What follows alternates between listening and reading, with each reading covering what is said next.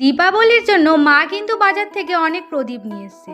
যেহেতু ভিডিওটা ছাড়তে একটু লেট হয়ে গেল, তো নমস্কার বন্ধুরা, আশা করি সবাই ভালো আছো। তো আমি শ্রদ্ধা, আমার একটা নতুন মিনি ব্লগে সবাইকে স্বাগত। মা তো বাজার থেকে এনেছিল প্রদীপ, কিন্তু আমার তো একটা লাগতো থালা, সেটা আনতে ভুলে গেছে। তো কি করি, আমার কাছে যেহেতু আগের বছরের একটা থালা ছিল, তো সেই থালার রঙটা তুলে দিয়ে আমি তার উপরেই রঙটা করেছিলাম। যেহেতু থালা আমি সেরকম ইউজ করি না, শুধু পুজোর সময়টুকুই একটু করি, তা আগের বছর কালী পুজোয় করেছিলাম। তো আমি ভাবলাম যে কিছু একটা আলপনা করা যাক। আমি সত্যি কথা বলতে সেরকম ভালো কলকা পারি না, তো ওই পদ্ম ফুলের মতন কিছু একটা করে দিয়েছিলাম। তারপর একটু জল নিয়ে প্রদীপগুলো সব ভিজিয়ে রেখেছিলাম। তারপর একটা সাদা কালার দিয়ে সেটাকে কালার করার পর ভাবলাম একটু ফুল করি।